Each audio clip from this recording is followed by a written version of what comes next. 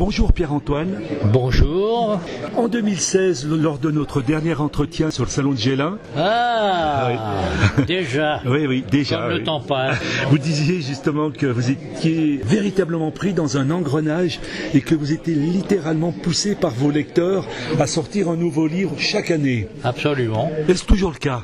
C'est toujours le cas parce que je découvre finalement que dans le domaine du terroir, il y a beaucoup de lecteurs et c'est la raison pour laquelle je continue à écrire dans le terroir franc-comtois de belles histoires que les lecteurs aiment, à tel point que Les Martinets de l'Archange, un des premiers romans que j'ai écrit, le roman de la Taillandrine dans sous Sainte-Anne, on arrive à la fin des tirages et on devrait prochainement réimprimer pour la 9e fois. Donc vous êtes un auteur de terroir. Est-ce que vous sentez porteur de valeurs particulières qui reflèteraient ce terroir?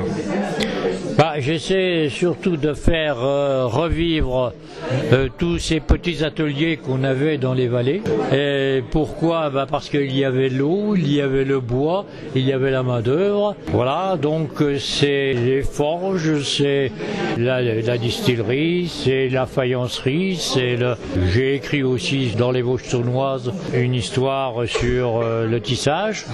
Voilà, et les gens aiment bien retrouver ces anciens métiers parce qu'en même temps ils retrouvent leurs racines. Est-ce que vous êtes un peu nostalgique de cette époque révolue?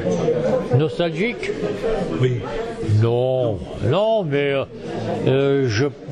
par contre les lecteurs restent dans le domaine du terroir, parce que comme je viens de vous le dire, ils retrouvaient comment vivaient les anciens, ils retrouvent les traditions qui ont disparu aujourd'hui, ils retrouvent les saveurs anciennes qu'on ne trouve plus aujourd'hui. Voilà, et en même temps, tout ça, ce sont leurs racines.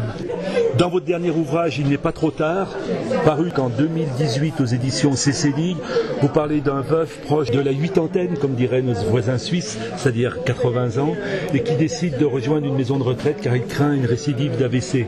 Là, il va rencontrer un ancien camarade. Parlez-nous un peu de ce roman. J'ai été pendant 28 ans président d'une maison de retraite. Je suis toujours administrateur. Je n'avais pas l'intention d'écrire, alors qu'on me le demandait, sur les établissements, mais comme je constate qu'ils sont actuellement beaucoup décriés, j'ai pensé quand même faire une histoire, et c'est le bon côté de l'établissement. C'est aussi une belle histoire, comme tous les romans que j'ai fait.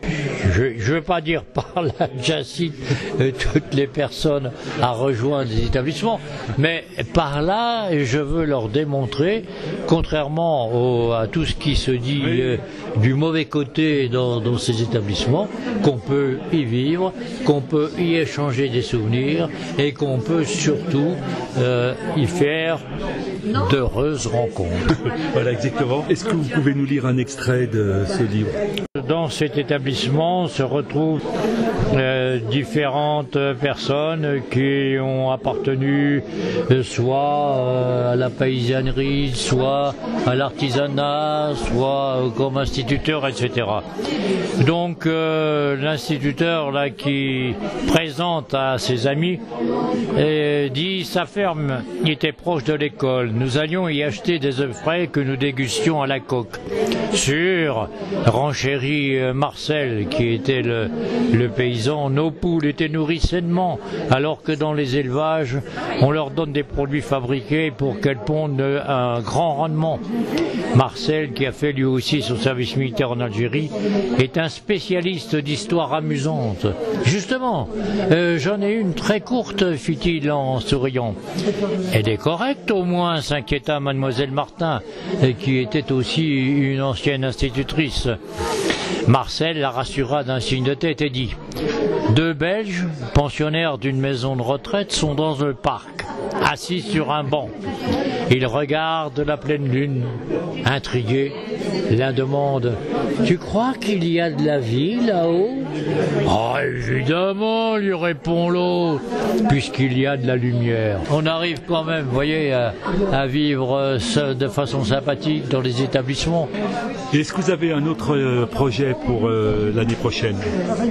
Je suis actuellement effectivement en écriture, mais enfin j'ai des soucis familiaux qui font que j'ai mis l'écriture au second plan et je ne sais pas quand je sortirai le nouveau livre. Merci beaucoup.